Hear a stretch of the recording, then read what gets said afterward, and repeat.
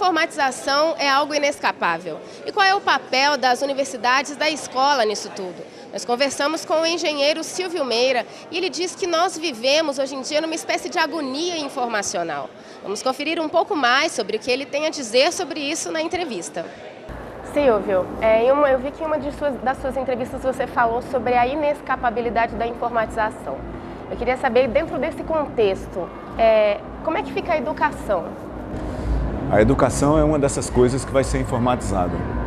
Mas, acima de tudo, o que eu acho que a gente tem que perceber é que tem uma mudança de plataforma, da plataforma que serve como substrato dos processos de comunicação humana, dos processos de aprendizado, dos processos de transmissão de informação, dos processos de interação entre as pessoas.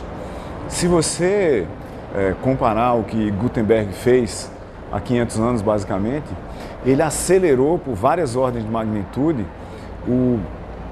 a velocidade e a eficácia do processo de troca de informação entre as pessoas. Literalmente, um livro passou a ser feito em 10 dias, quando era feito em 10 anos os livros mais complexos.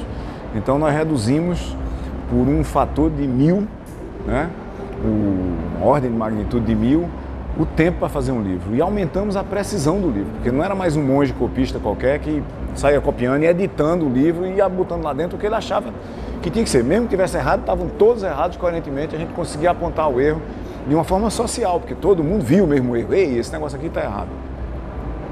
Então, esses processos de 500 anos atrás, eles levaram ao renascimento, basicamente. O mundo mudou. De repente, todo mundo podia escrever um livro, todo mundo podia comprar um livro. Não todo mundo, porque no começo, o resultado das mudanças dramáticas nas plataformas tecnológicas que servem para qualquer coisa para a humanidade, tudo é muito caro. Então, no começo, todo mundo é potencial e todo mundo que tem recursos para fazer isso é real. O que a gente está vivendo agora, nesses últimos 50 anos, que a maioria das pessoas só percebe como sendo nos últimos 15 ou nos últimos 20, por causa da internet, a gente está vivendo a troca da plataforma de Gutenberg, de uma impressora de tinta que imprime tinta em cima de papel, para uma plataforma digital, onde o substrato físico para representar, para codificar, para guardar, para transferir, para compartilhar a informação, ele desaparece. E ao desaparecer esse substrato físico, que começou com a manutenção do físico, mas passando para o digital, que aumentou muito a velocidade da gente codificar e replicar e, consequentemente, gerou todos aqueles problemas que a gente sabe de pirataria e assim por diante. E depois o substrato desapareceu mesmo, quer dizer, foi para a internet. Hoje você diz, ok, eu vou ouvir música. Você ouve música como um fluxo na internet. Você não ouve música mais como arquivo em MP3. Eu não tenho nenhum arquivo em MP3 há anos. E não deixo de ouvir música. Eu ouço música o tempo todo, mas eu não tenho mais nenhum arquivo. Porque eu tenho subscrições a serviços que me entregam música como fluxo de informação. Isso é uma representação de quão dramaticamente a plataforma mudou. Não é? Isso vai impactar o quê? Isso vai impactar a escola, isso vai impactar as empresas, isso vai impactar as pessoas. E a ordem é ao contrário, isso vai impactar as pessoas, já impactou dramaticamente, isso vai impactar as escolas, já impactou dramaticamente, e as empresas não vão poder escapar. Qual é o papel da educação nesse cenário? Primeiro, facilitar o processo de troca. Num processo de troca de plataforma entre Gutenberg e redes, que a gente não tem um nome de uma pessoa para atribuir a isso, porque são tantos, mas entre Gutenberg e redes, o papel da escola é instrumentar as pessoas, criar as bases para quem ainda vai vir para a escola, para quem está na escola e para quem já saiu da escola, para voltar para ela de novo, para entender quais são os fundamentos do processo de aprender continuamente no longo prazo e desaprender também nesse longo prazo da mesma forma. Porque o principal empecilho ao desenvolvimento das pessoas, principalmente depois que elas já passaram pela universidade, é que elas perdem a capacidade de desaprender. Não é que elas perdem a capacidade de continuar aprendendo, é porque elas perdem a capacidade de desaprender. Então, o que eu acho que é o papel da escola como um todo e da universidade, especificamente porque para os ainda poucos, no caso do Brasil, que chegam nela e passam por ela, é o último ponto de contato com o sistema educacional formal, o papel da universidade é explicitar essa transformação de Gutenberg para redes. As novas formas de habilitar as pessoas para cooperar e para competir, porque são sempre dois processos que existem naturalmente na história da humanidade. Nós formamos redes, nos articulamos para cooperar, mas porque nós temos que competir globalmente, porque os recursos são sempre escassos. O tempo é escasso, a atenção das pessoas é escasso, os recursos físicos, operacionais são todos escassos. E o papel da universidade é não só fazer a gente se preparar para aprender enquanto está na universidade, onde fundamentos são sempre muito mais importantes do que aplicações dos fundamentos. Onde entender os porquês é sempre mais importante do que entender o como. Porque o como muda muito rapidamente, mas o porquê não muda. A dinâmica de mudança do porquê é muito mais lenta. E nesse processo de aprendizado, aprender a desaprender o que se sabe em função de novos desafios e novas oportunidades e reaprender o que já se soube e pode voltar a ficar importante de novo. Não é porque um conhecimento é velho e foi usado há 200 anos que ele não volta a ser relevante de repente num certo contexto. Para mim esse é o grande papel das instituições de criação de oportunidades de aprendizado que a gente costuma chamar de escolas. Bom, como você mesmo disse, a gente vem sentindo há uns 10, 15 anos, com o surgimento da internet, pelo menos aqui no Brasil, a gente tem sendo bombardeado por um monte de informações, milhares de informações ao dia, por hora. Você acha que isso impacta diretamente quando a gente adquire o conhecimento, por exemplo, é muito conhecimento, muito conhecimento de uma forma superficial? Será que a gente não está deixando de aprofundar coisas na educação? Conhecimento nunca é superficial.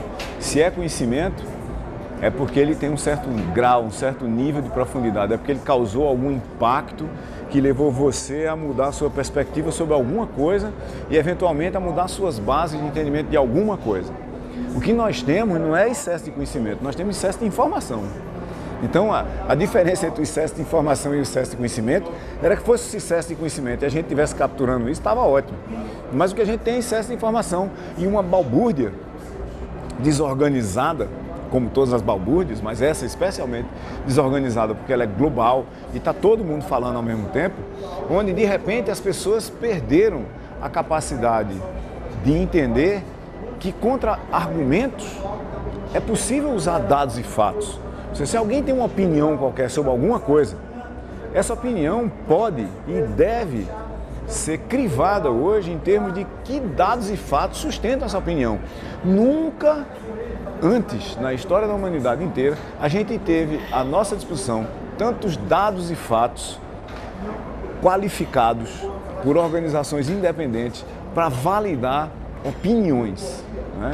Se eu tivesse uma opinião no ano 200, por exemplo, que a Terra girava ao redor da Lua e os dois giravam ao redor de Júpiter, era muito difícil, se eu tivesse uma boa capacidade de argumentação, alguém chegar e desprovar essa minha tese.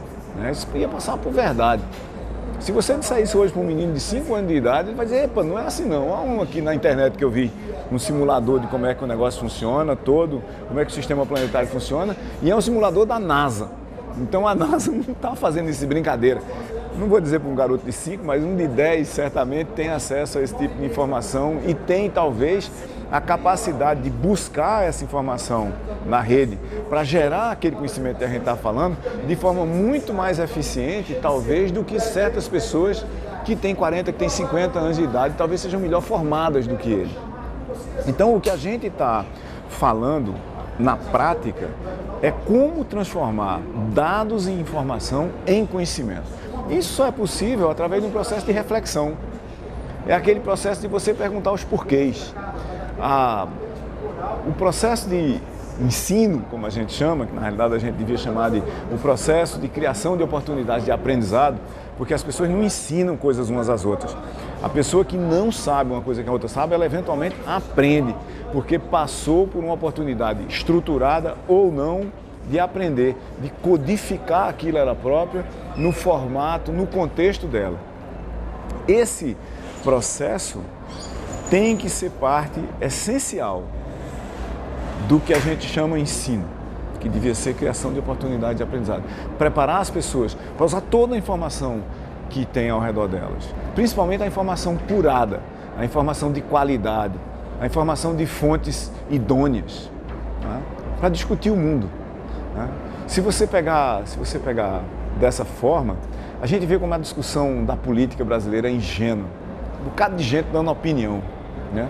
Opiniões de vários dos lados que podem ser desmontadas imediatamente por alguém que simplesmente tem a capacidade de buscar, analisar, entender e sistematizar uma resposta em função de dados. Nós vamos ver cada vez mais isso. Nós vamos ver um mundo cada vez mais dependente de dados, dados reais, gerados por pessoas reais. Isso não está chovendo agora em Itaperuá. Não, não está não. Tem uma foto aqui na internet que alguém acabou de postar que não está, ponto. Você não pode mais dizer certas coisas. Então, de uma certa forma, a gente passou a viver num oceano inteiro de dados, dado bruto, 14, 27, 52, informação, 14 anos, 27 graus de temperatura. Mas o que é que isso significa? A busca dos significados, dependendo dessas fontes de informação, das suas interações, dos seus relacionamentos, é que é a grande busca universal. E se a gente não estiver pronto para raciocinar sobre ela, como aquele processo de o que eu não sei, eu não sei tudo, nunca, aprender mais. Mas o que eu sei que não serve mais para cá? Desaprender. E o que era que eu sabia que talvez sirva de novo? Reaprender.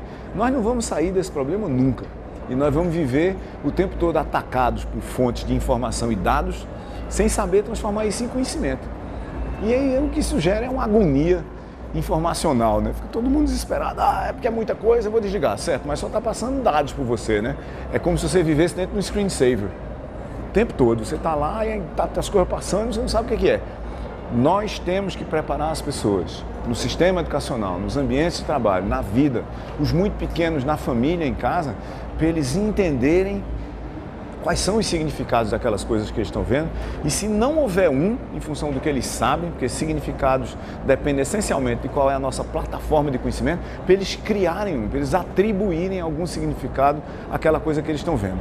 E aí a gente vai embora, porque no futuro vai ser sempre assim, vai ser sempre cada vez mais assim e vai depender cada vez mais de cada um de nós, independentemente, atribuir significados às coisas. Ótimo. Muito obrigada.